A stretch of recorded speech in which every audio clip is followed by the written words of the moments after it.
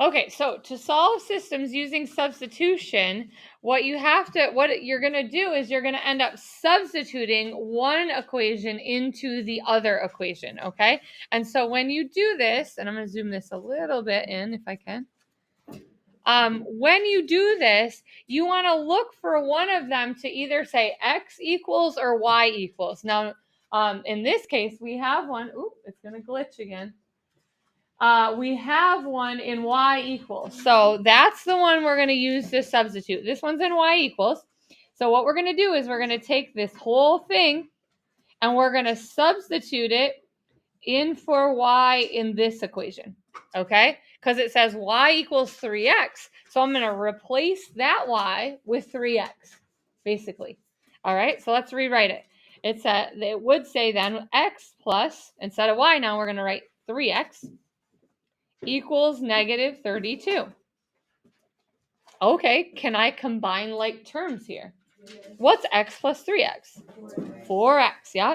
So I have 4x equals negative 32. All right, now what would I have to do to solve for x? Anna, go ahead. Divide by 4. Okay, so now I get x equals negative 8. All right, so that is only half of the answer, though. Remember that when we're doing systems, we're trying to figure out where do these two equations cross on the graph, right? And so it's an ordered pair in the end. So your answer is really an ordered pair of x comma y, right? So we figured out that the x coordinate of that is negative 8. So we would put that in. So then it's like, okay, well, now how do I find y? Well, then you go back and you can substitute negative 8 in now for one of these two equations, all right? This one looks a lot easier. It says y equal 3x. Well, we know x is negative 8, so let's do that. Y equal 3, and then instead of x, we're going to say times negative 8, right? Because 3x means 3 times. Well, what's 3 times negative 8? On, go ahead. So y equals negative 24. That solved that. And so the ordered pair, where those two would cross, is at negative 8, negative 24. Okay? And so the advantage to doing this, right, is one, you don't have to get everything in y equals. And two, some of these numbers or ordered pairs are going to be really large numbers. And so on your graphing calculator, sometimes it's really hard to keep zooming and zooming and zooming and zooming out and find them. All right. So that's one of the advantages to doing that. All right. That's the first one. They get more challenging. So here's the second one. So this one, what do we do if it says to use substitution, but neither of them are in x equals or y equals? Well, one of them you have to change. All right. So you change the one that looks easiest to get an x or y equals. Which one looks easier? Malcolm. Bottom one. Yeah. Because this one, the only thing I would have to do to change it to y equals would be what? Add that 2x, cancel the 2x, right? So if I add 2x, that cancels it, and then I add it here. Now I really have y equals negative 3 plus 2x. Does everyone see that? Okay, sorry, it's glitching again. Now, what we'll do, and this is important, if you have a whole equation for a y equals or an x equals, we have to use parentheses around it. And then we're going to substitute the whole equation in for the letter we figured out. So it's going in for y because it says y equals. All right. So now we're going to rewrite that top one, and it's going to look kind of crazy.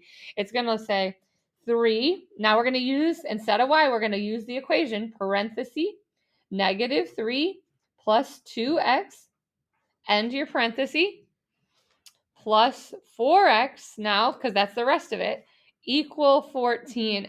And it should go back to the equations we solved in the beginning of the year. Who remembers what I need to do first to solve that equation? Go ahead, Malcolm. What do I do with the parentheses?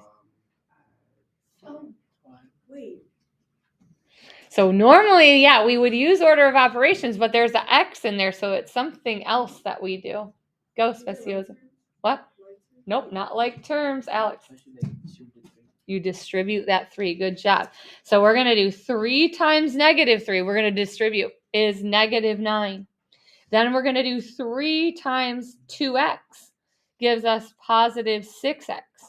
That's it for parentheses, right? So now I'm going to rewrite down plus 4x equal 14. Who knows what I do next? What's the next step in this process? Angel, go ahead. Add like terms. So 6x and 4x are like terms, right? So it's really negative 9 plus 10x equal 14. Then what's next after that? Go ahead, Anna. Add 9 to each side. That's right. So 10x equal 14 plus 9 is what? 23. And then the last step? Divide. Okay, now, if I divide here, I get a decimal. 2.3, right? That's going to happen sometimes as well, all right? And so, again, graphing it by hand, you wouldn't be able to see that x is 2.3. Your calculator would tell you, all right? Now, when I do my answer, what part of the answer is that? Is it the first part or the second? First, because that's the x coordinate. Now, we're going to go back and get the y. And again, I encourage you, you can use either equation. Which one looks easier, the top equation or the bottom equation? The bottom one? Okay. So now this is important. I'm going to substitute 2.3 in for what letter? X, right? So it's really, and I'm going to use a different color now.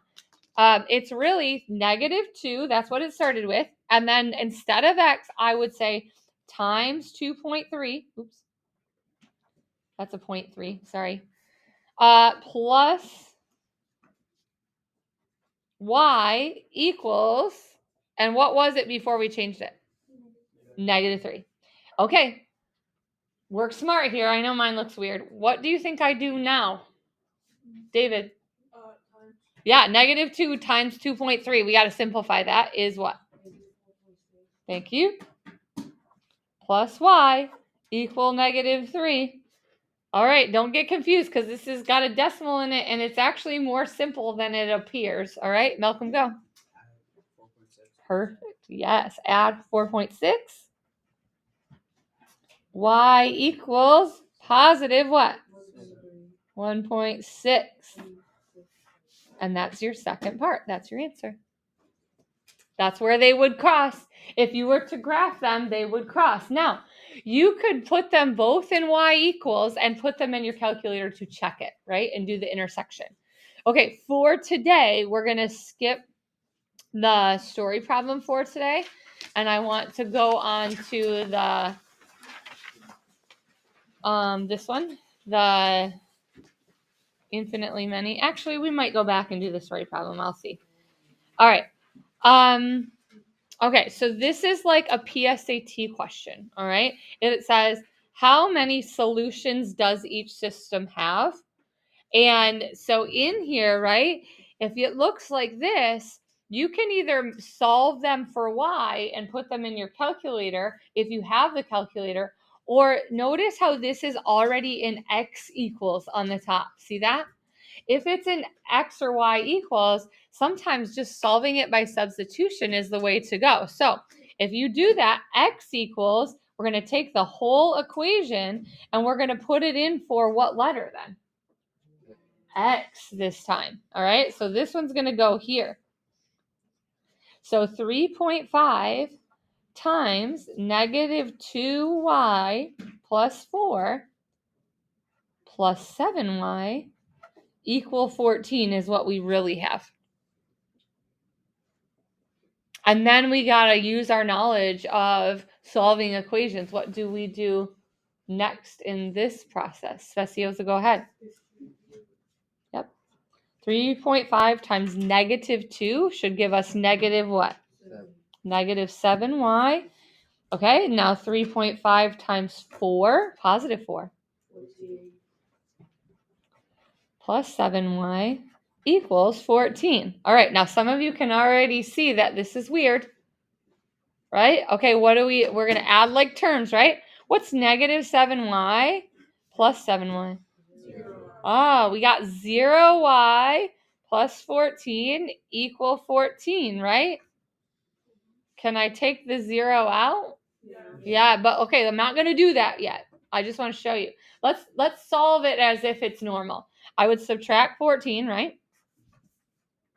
And I get 0y then equals 0, don't I? Okay. 0 times any number is what? So what is our solution here? Infinite. Every single number works in here, right? No matter what I times by 0, I always get 0, right? This works always. So that's infinite.